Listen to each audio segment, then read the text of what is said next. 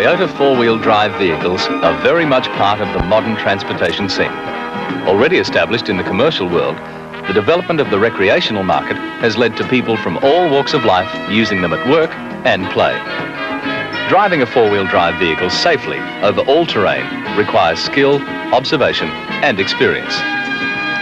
It's beyond the scope of this film to cover all the techniques of four-wheel driving. However, certain situations arise more frequently than others, and so, using skilled and experienced operators, this film will attempt to demonstrate how to handle different types of conditions, how to care for your vehicle, and how to get out of a situation where it's trapped or bogged.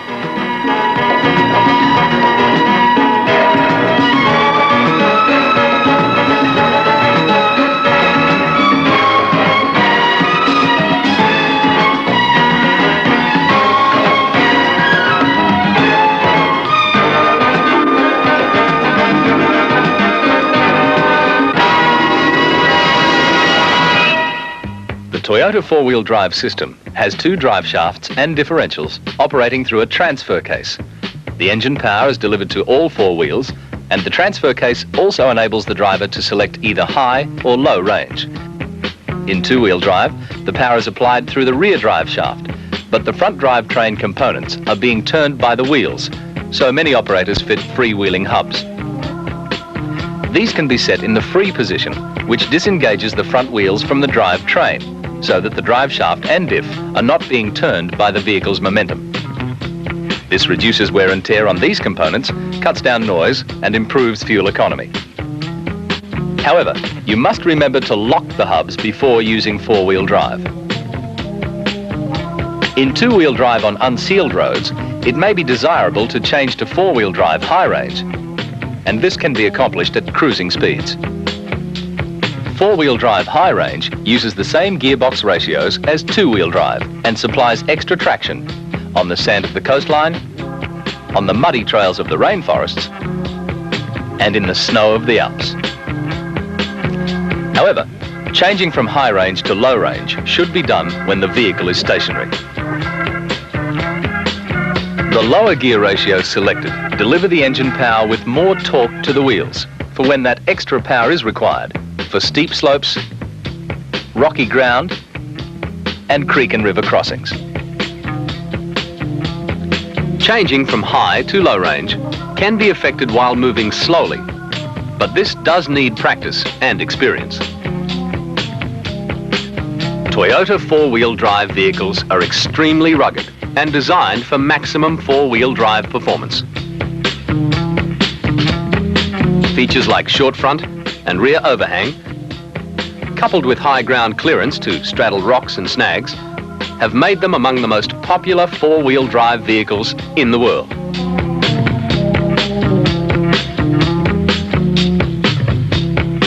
This dry riverbed demonstrates the LandCruiser's performance over rocky ground.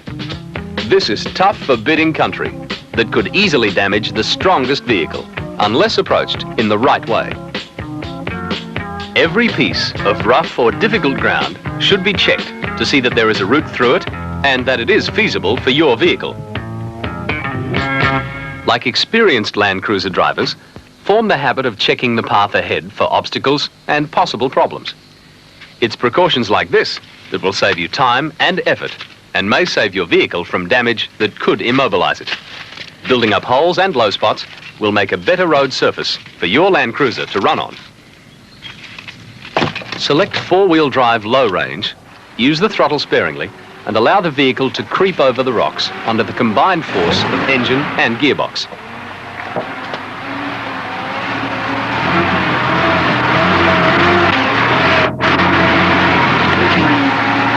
Drive on the high spots to avoid bashing the lower parts of the vehicle, like the diff housing and suspension.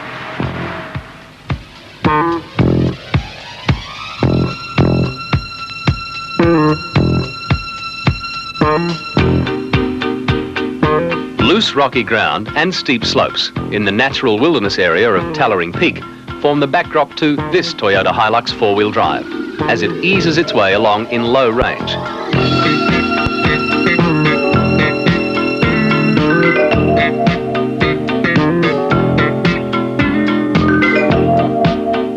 By using small amounts of throttle The driver is being gentle on his vehicle and, just as important, he's being considerate of the surface on which he is travelling.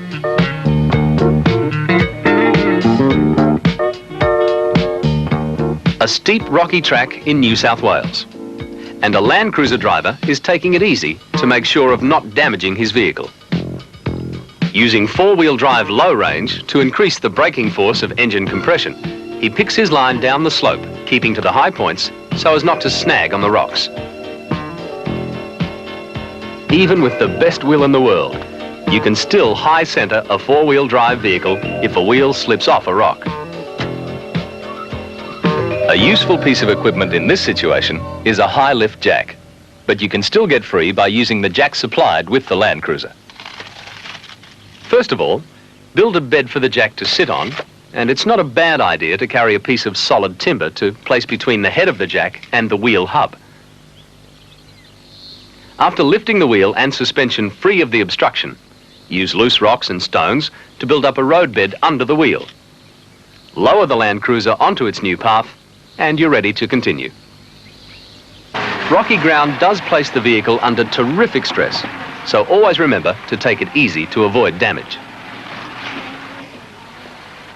When rocky ground is underwater, a visual check on foot is vital, even if it means wading through it to see that there are no holes or large boulders.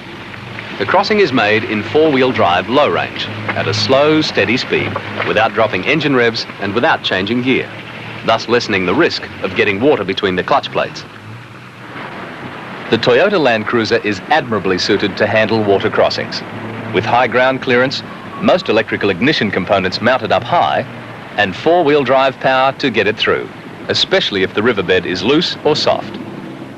As shown here in slow motion, low range and a constant speed will build up a bow wave ahead of the LandCruiser, which will effectively prevent water from flooding the engine compartment. If you undertake frequent and regular water crossings, it's wise to have your vehicle properly equipped, and it's also a good precaution to check your vehicle after every water crossing and to have it serviced when a trip is completed. If you're a member of a convoy, allow the vehicle ahead of you to complete its crossing before proceeding. Then, if the first vehicle gets into trouble, you won't be trapped behind it in midstream.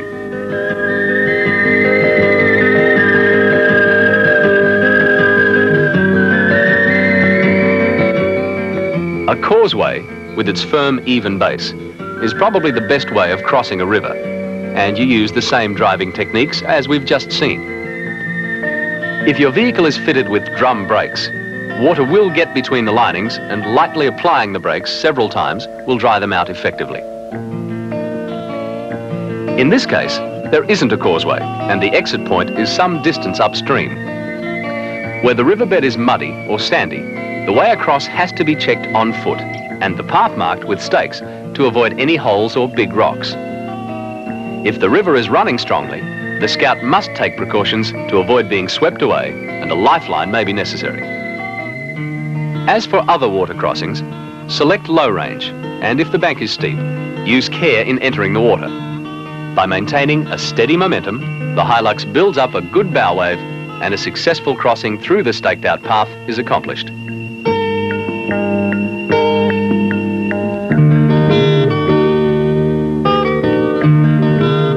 Diesel-powered vehicles do not have ignition to be affected by water, but they will blow up or seize if water gets into the engine through the air cleaner. For crossings in deeper water, a snorkel is almost mandatory to prevent serious and expensive engine damage. Sometimes, however, lack of momentum combined with a muddy riverbed will mean that the vehicle will get bogged, and for the LandCruiser fitted with a winch, the recovery is fairly simple.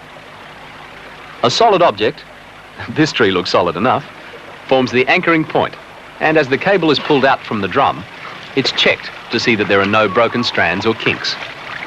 The tree is going to help you out of a spot, so place something like a web sling around it to protect the trunk against possible ring barking.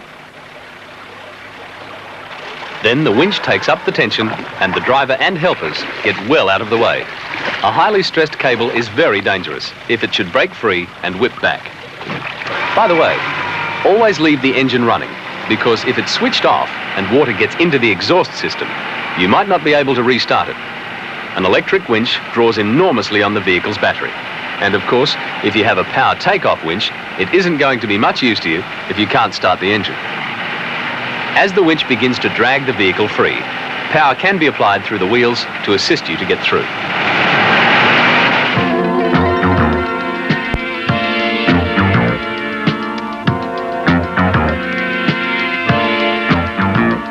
In the rugged Blue Mountains, west of Sydney, rough tracks wind a tortuous path through mountainous terrain, a reminder of the need for adequate access trails for fighting bushfires. The red LandCruisers of the New South Wales Bushfire Brigade regularly patrol the tracks, keeping them free of obstacles. The rugged tracks and steep rocky slopes present no problems to the vehicles. Steep slopes call for four-wheel drive low range, selecting a low gear for plenty of power without wheel spin. Pick a direct line to the top and swing the wheel slightly to aid traction. If you stop and are unable to continue, shift quickly into reverse and back down, using engine compression as the major braking force. Never back down on brakes alone.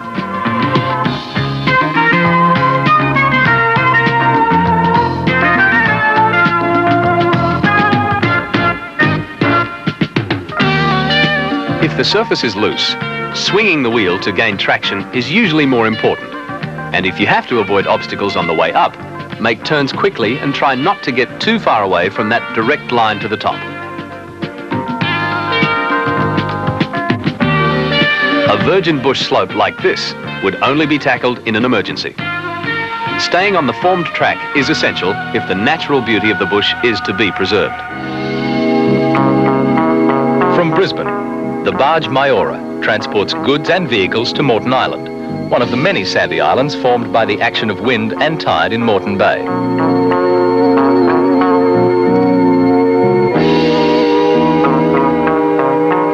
Moreton Island is a wilderness area, largely untouched by development, with natural sandy coast, wildlife and vegetation, and delightful scenic spots accessible to the responsible LandCruiser driver. The first step in preparing for a trip through sand is to provide better tyre flotation by deflating them to around half their normal road pressures. They should be checked with a tyre gauge for even pressures all round. Driving in sand is largely a matter of vehicle momentum, so four-wheel drive high range is selected.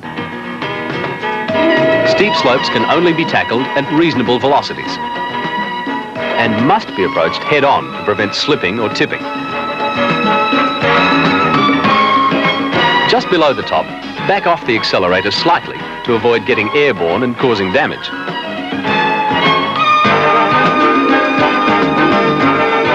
If you don't make it, reverse down on engine compression, keeping to the tracks you made going up. Tyres tend to dig into sand, probably more than on any other surface, and this characteristic will get you into trouble if you get sideways on a slope. A vehicle that is being driven continuously in sandy conditions should have special sand tyres fitted for optimum performance. It's also a good idea to practice before taking an extended trip and seek out advice of people who have had sand driving experience. The LandCruiser will go down some incredibly steep slopes with relative ease. At the top, cut across the ridge at right angles to prevent the vehicle tipping. Stay as close to a direct line to the bottom as possible. Use four-wheel drive high range, applying small amounts of throttle to straighten out any slips. Never use brakes alone or freewheel down a slope.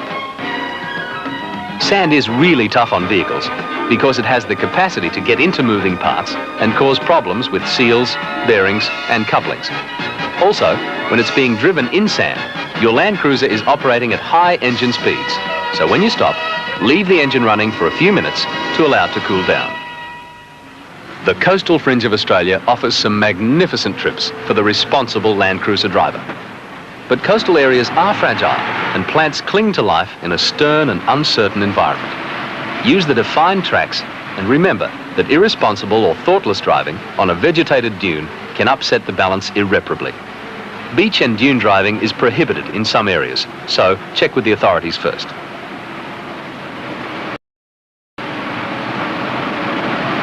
Sand is constantly on the move, and wind-blown sand patches can trap a vehicle. Getting out is largely a matter of technique, and the trick is not to use too much power, which will cause wheel spin and bog you up to the axles. Instead, back up to compact the sand, and using four-wheel drive high range, try again. The combination of power and momentum should get you through. If you get stuck again, repeat the process. And sometimes it's to your advantage to select low-range second gear to ensure that the LandCruiser will generate sufficient initial momentum to get through.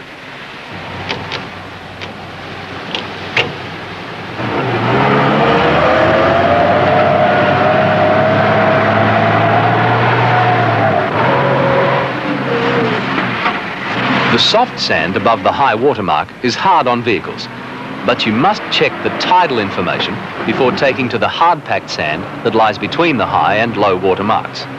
If you're not sure, stay in the dry sand at the top of the beach, because it's easier to get a vehicle out of dry sand than out of the wet stuff.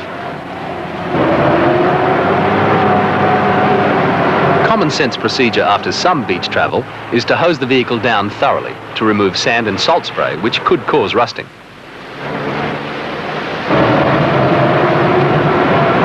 Where a creek crosses your path, don't go hammering through it, because the sand under the water may be unstable. Instead, head for the dry stuff at the top of the beach and stay there until you're past the creek and can get back to the hard-packed sand at the water's edge. Sometimes, despite your best efforts, your vehicle will get stuck. And the problem with many sandy areas is that there may not be a tree or rock to anchor your winch cable to. An important part of your luggage is a shovel. And this, plus some muscle power, will enable you to get free of a situation like this. Dig a hole about 1 meter deep and place a large object in it. A large piece of driftwood or your spare wheel are ideal. To this, you attach a chain or web sling, which is paid out along a channel. Attach the winch cable to the chain and pack loose sand around the wheel very firmly. Now you have an anchor point that will take considerable strain. Start your engine to assist the winch and gradually ease the vehicle free, remembering to take the safety precaution of keeping clear of the stressed cable. The winch can be further assisted by engaging four-wheel drive low range and applying the power to the wheels. Thus, the shovel is an important tool for recovering your LandCruiser. And while we're on the subject, other useful items to carry include water, oil, a spare fan belt, and air filter. Traveling in company with another vehicle is sound safety procedure if either runs into trouble.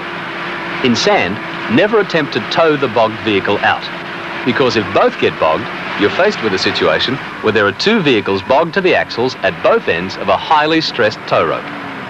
It's not easy to get out of that one, so the recovery vehicle should only be used as an anchor. The narrow sandy tracks of the coastal fringe are enjoyable to drive on, but make sure of using the highest gear possible to avoid cutting up the surface. Remember too, that others use the tracks, and excessive speed could result in a head-on collision. The more sparsely populated sandy roads and desert tracks of the interior have high temperatures and wind-blown debris to cause problems. It's sound practice to check that spin effects and other materials don't clog the radiator or collect around the drive shafts and couplings.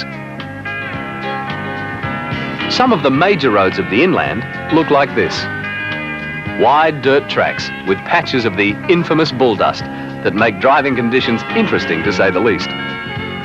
In slow motion, see how the dust swirls around the engine compartment. And in these conditions, it's advisable to check the air filter frequently and replace it if necessary.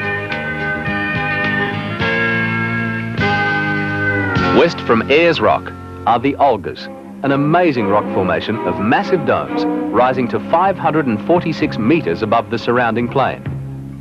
Despite the harsh, dry environment, the area teems with wildlife and vegetation. It is National Parks policy to protect the native flora and fauna. Visitors are kept to well-defined roads that are laid out to provide ample opportunity to enjoy the natural wonders of the region.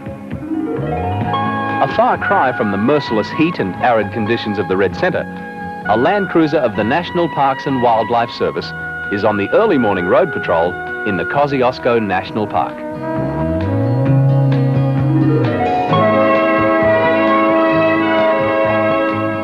The Ranger faces extreme cold and icy road conditions, where by driving in four-wheel drive high range, he can improve road holding and reduce the risk of sliding, even if the snow gets deeper. Vehicle momentum is important in snow driving. So too is keeping between the markers on the road. The snowdrifts on either side of the road may look nice, but they could be deep enough to trap a vehicle to an alarming depth.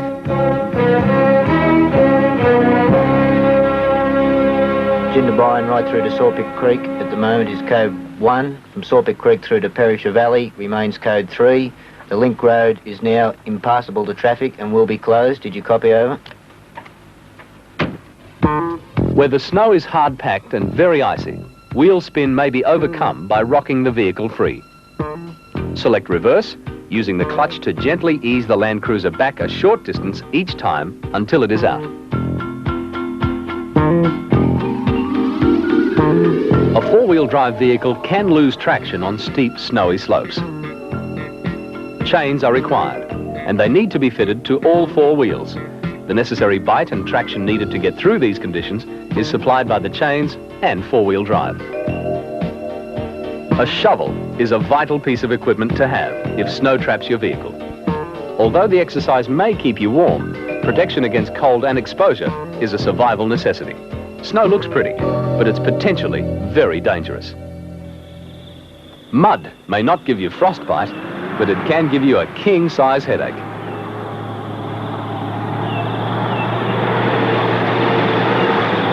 If you must drive in really muddy conditions, the thing to remember is that you need traction rather than brute power.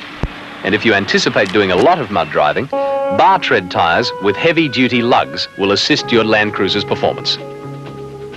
The golden rule about mud driving is to stay on the track. It may be bad here, but it's generally a lot worse off the edges. If your progress is halted, it's time to have a closer look at the situation and check out the hazard on foot, especially when it looks pretty grim and sticky from the cab.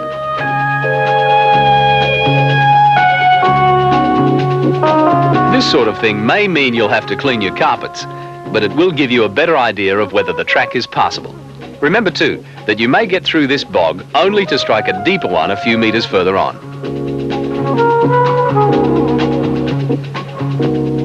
If your experience tells you that you can make it, and you are sure that your trip is necessary, back up along your tracks, making sure to keep to the wheel ruts.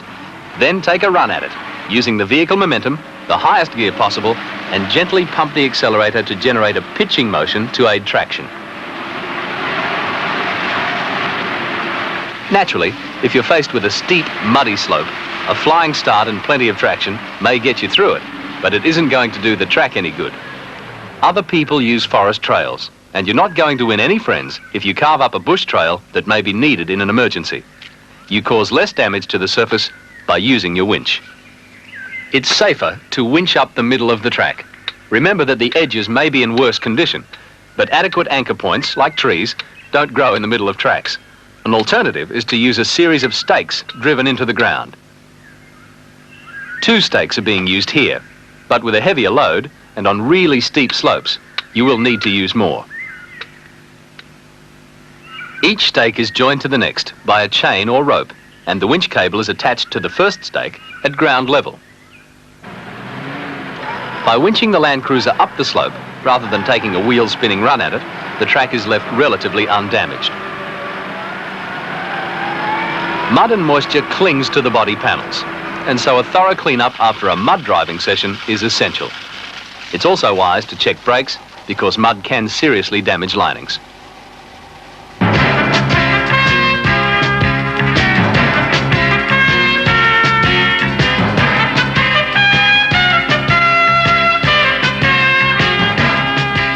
Toyota trusts that your understanding of the many techniques required has been increased by the demonstrations we've just seen. At work or play, the operation of a four-wheel drive vehicle requires skill, care, and patience. Attributes that will be enhanced with practice and observation. As you gain experience, you'll find driving safer and more enjoyable, and you'll be confident of always getting through.